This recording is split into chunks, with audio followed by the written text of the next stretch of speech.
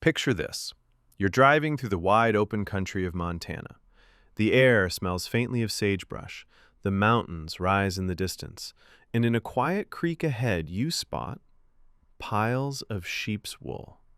Not on a fence, not in a barn, in the water. Ranchers, real hard-working ranchers, are hauling bags of wool to the river and stuffing them into handmade wooden structures. At first glance, it looks like sabotage, pollution, maybe some kind of desperate last act. But here's the twist. This is one of the cleverest, most unexpected environmental rescue missions in the American West. A solution born from economic desperation, ecological crisis, and one simple question. What would a beaver do? To understand how we got here, we need to start with a truth most people don't know. There are about 5 million sheep in the United States today. Sounds like a lot, right? Until you hear the competition. China, 160 to 170 million. Australia, 65 to 75 million. America's sheep industry isn't just small, it's shrinking. And one of the biggest reasons? Wool doesn't pay. In Wyoming, ranchers will tell you straight, shearing a single sheep can cost 2 to 3 times more than the wool fetches at market. Imagine running a business where your main product consistently loses money. For decades, ranchers had 3 options. 1. Burn the wool. 2. Bury it. 3. Let it pile up in barns, rotting and taking up space. None of those options made sense. The wool wasn't trash, it was a natural fiber, full of nutrients. But there was no market for it, and no one knew what else to do. Until someone connected 2 problems that, on the surface, had nothing to do with each other. The American West runs on water, and it's running out. The glaciers that crown the mountaintops, the ones that melt slowly, feeding rivers through the hot summer months, are shrinking fast. Take Washington State's Nisqually Glacier. According to USGS projections, it may only compensate for reduced snowpack runoff until the end of this century. After that, rivers will grow unpredictable, flooding violently in spring, then drying to a trickle by August. The old system used to work like this. Snow and ice melted gradually, feeding steady streams. Water spread across floodplains, soaked into the soil, and recharged underground aquifers. The land acted like a sponge, releasing moisture slowly throughout the dry season. Now, spring melt is short and violent. The water surges, crashes downstream, and vanishes before the land can drink.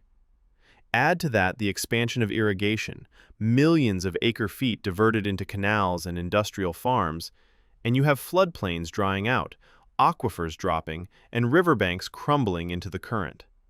The water crisis alone would be bad enough, but the land itself has been weakened.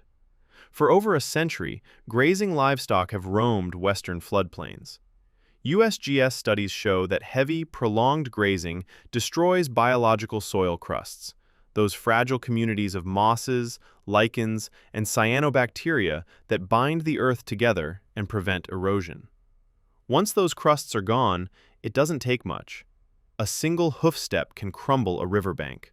Loose soil washes away instantly, deepening and widening the channel. And then there's the engineering problem. Dams. Thousands of them across the West. A dam changes everything downstream.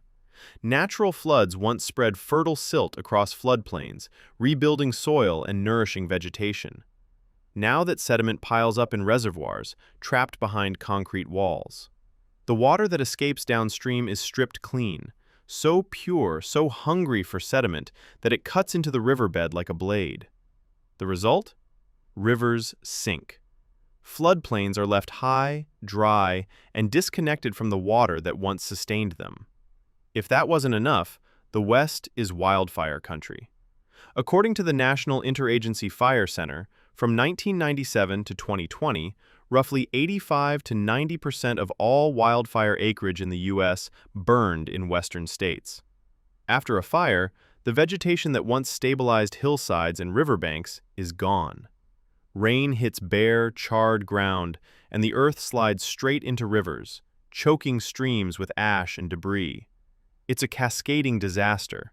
Less water storage, faster erosion, dying ecosystems, and rivers that can no longer support the life that depends on them. So here's the question. If the West's rivers are bleeding out, what could possibly patch them up? In 2017, in Malta, Montana, a small town in the state's rural northeast, ranchers and conservationists were watching Beaver Creek live up to its name in all the wrong ways. The creek was cutting deeper into the land every year. Spring water rushed away too fast.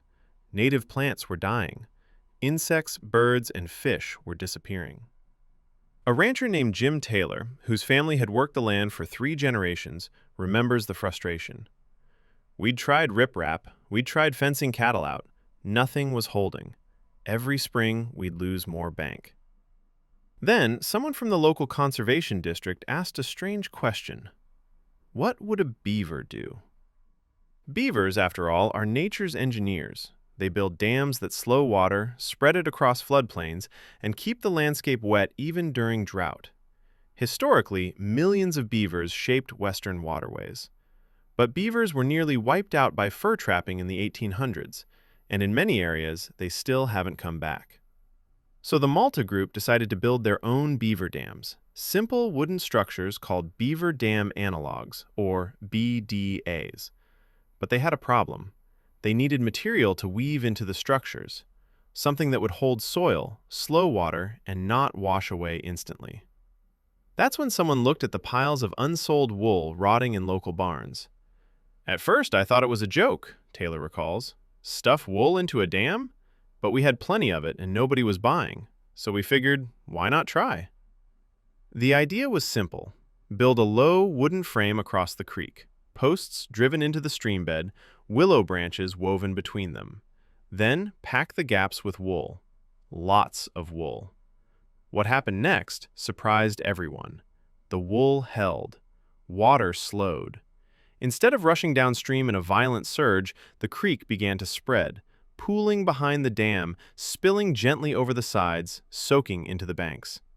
Within weeks, the floodplain upstream began to change. Soil that had been powder dry started holding moisture. Native sedges and willows, plants that hadn't grown there in years, began sprouting along the edges. "We didn't expect it to work that fast," Taylor says, "but you could see it. The ground was wet. The plants came back. It was like the creek remembered what it was supposed to do." Wool isn't just fluffy waste. It's a surprisingly powerful material for restoration work. Nutrient-rich. Wool contains significant nitrogen. Estimates range from 4 to 11% depending on processing, along with phosphorus, potassium, sulfur, and trace minerals. Because wool is mostly keratin, a slow decomposing protein, it releases these nutrients gradually, feeding plants for months or even up to a year. Moisture retention. Wool fibers are hygroscopic, meaning they absorb moisture from the air and surrounding environment. While exact figures vary, wool can absorb a significant percentage of its weight in water without feeling wet, and release that moisture slowly during dry periods. Around a wool-stuffed dam, plants stayed greener longer, even in drought. Erosion control. Packed into a dam structure, wool traps fine sediment carried by the current. Over time, this sediment builds up, stabilizing the streambed and creating new planting surfaces for native vegetation. Filtration. As water passes through wool and sediment barriers, suspended pollutants, fertilizers, pesticides, organic debris, get filtered out. Downstream water quality improves. And here's the economic twist. For ranchers like Jim Taylor, wool went from a liability to an asset overnight. Instead of paying to dispose of it, they were donating it to conservation projects and watching it heal the land they depended on. In Belgrade, Montana, another group of ranchers took the concept smaller. They built wool filter pillows, simple mesh bags stuffed with raw wool and anchored in streams with metal stakes. The pillows slowed the current, trapped silt and seeds, and released moisture back into eroding banks. They were cheap, easy to install, and could be replaced as they broke down. Others experimented with wool pellets, dense, compressed pieces of scrap wool mixed directly into damaged soil. The pellets held moisture during drought, slowly released nutrients as they decomposed, and helped re-establish vegetation on bare, eroding slopes. By 2020, several Montana counties had incorporated wool-based restoration into their conservation toolkits. It wasn't a silver bullet, no single technique ever is, but it was working. Wool isn't the only waste getting a second life in American waterways. Across the country, conservationists are discovering that natural, biodegradable materials, stuff most people throw away, can solve erosion problems that concrete and steel cannot. Christmas trees. In Pennsylvania, Louisiana, and Michigan, volunteers collect discarded Christmas trees after the holidays, strip them of decorations, and sink them into eroding shorelines. Laid with branches facing upstream, the trees slow currents and trap sediment. Over time, soil builds up, native plants take root, and shorelines stabilize naturally. In Louisiana's coastal marshes, where land loss threatens entire communities, the annual Christmas tree drop has helped restore over 74 acres of wetland buffer since the program began. That's 74 acres of storm protection, wildlife habitat, and carbon storage, built from holiday trash. Coconut coir. Along eroding slopes and riverbanks, land managers increasingly use coir mats, woven sheets made from coconut husk fibers. Laid across bare soil, coir holds the earth in place, retains moisture, and gives young plants a stable surface to root into. Unlike plastic erosion blankets, coir is fully biodegradable. Within 2 to 5 years, it breaks down completely, by which time, if all goes well, the plant's own root systems have taken over.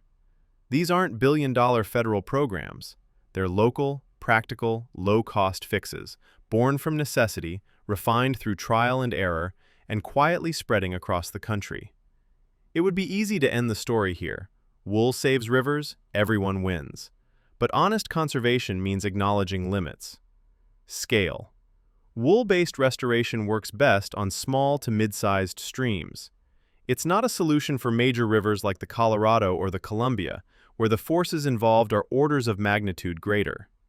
Supply. Even with millions of pounds of waste wool available, there's only so much.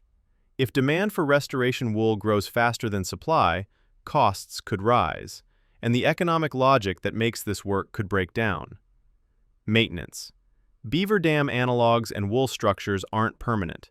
They need monitoring, repair, and sometimes replacement. That requires ongoing labor and funding, resources that many rural communities struggle to find.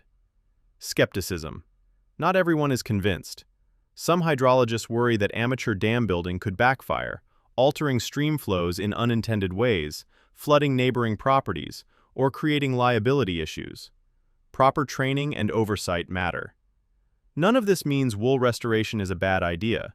It means it's a tool, one tool among many, and like any tool, it works best when used wisely. Today, the Malta Project has inspired similar efforts across Montana, Wyoming, and beyond.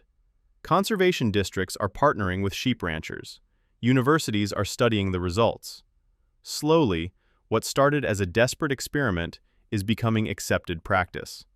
Jim Taylor still runs sheep on his family's land, and every spring, when shearing season comes, he sets aside a portion of the clip, not for sale, but for the creek. "It's funny," he says. "For years that wool was just a problem. Now it's part of the solution. I guess you never really know what something's worth until you find the right place for it." Picture this one more time. You're driving through Montana. The air smells of sagebrush. The mountains rise in the distance. And in a quiet creek ahead, you spot piles of sheep's wool, stuffed into wooden frames, half submerged in the current, slowly turning brown with trapped sediment. It still looks strange, but now you know the truth. That wool isn't waste. It isn't pollution. It isn't madness. It's a rancher's answer to a glacier's retreat, a local fix for a global problem, a second life for something everyone else threw away. The next time you see something that looks like trash, whether it's wool, a dead Christmas tree, or a pile of coconut husks, ask yourself, where does this really belong? Because sometimes the strangest solutions are the ones that save the day, and sometimes The river just needs a little help remembering what it used to be.